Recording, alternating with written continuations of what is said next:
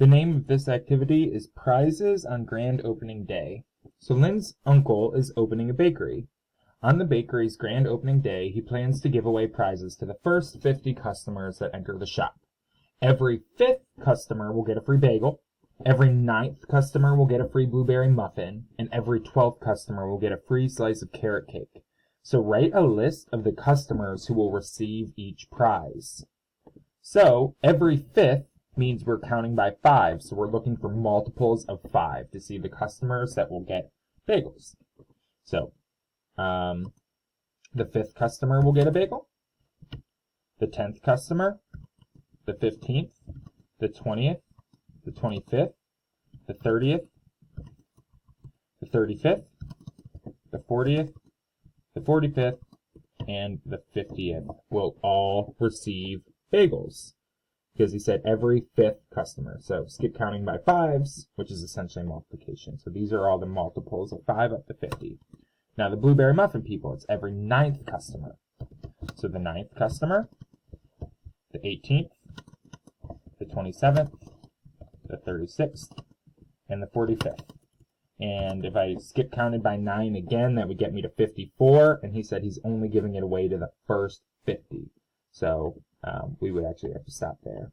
And now carrot cake is every 12th customer. So the 12th customer, the 24th, the 36th, and the 48th customer will all receive prizes.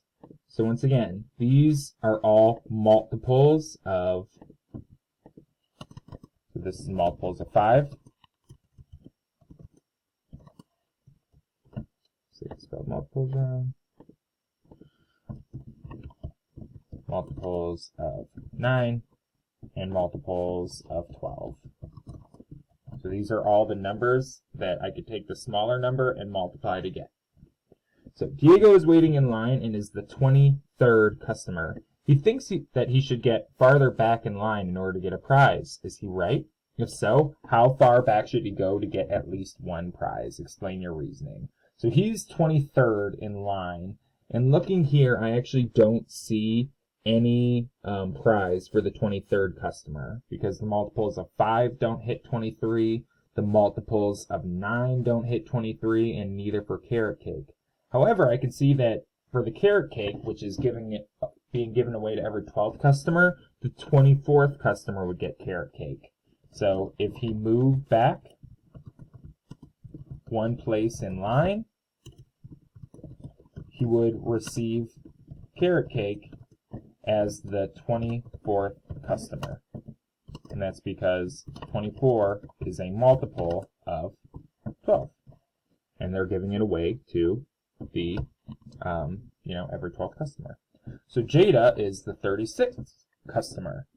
Will she get a prize? And what prize will she get?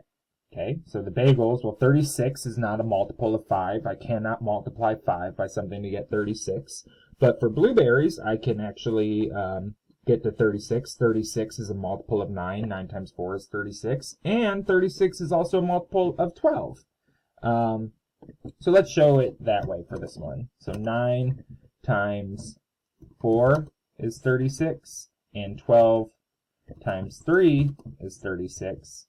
So as the 36th customer, she will receive both a blueberry muffin and a slice of carrot cake. And the reason is 36 is a multiple of both 9 and 12. Is it possible for her to get more than one prize? How do you know? Well, we just said, yes it is, because certain numbers are a multiple of more than one number. And once again, what's that called when a number is a multiple of more than one number? Those are called common multiples. So I'm going to highlight that. If you're a common multiple, in this case, then yeah, you would get more than one prize. How many prizes total will Lynn's uncle give away? Explain your reasoning and use the table to help. So we didn't make a table, we just kind of made this list. So for the bagels, 1, 2, 3, 4, 5, 6, 7, 8, 9, 10. You'd be giving away 10 prizes in total of bagels. The blueberry muffins, 1, 2, 3, 4, 5. 5 prizes in total. And then for the carrot cake, 4 prizes in total. So 10, 15, 19. He would be giving away 19 prizes in total. And that's because 10 for the bagels, 5 for the muffins, and 4 for the carrot cake. Alright, and now for the summary. So, a multiple of a whole number is a product of that number with another whole number. So, for example, 20 is a multiple of 4 because 4 times 5 is 20. So, common multiples for two whole numbers is a number that is a multiple of both numbers.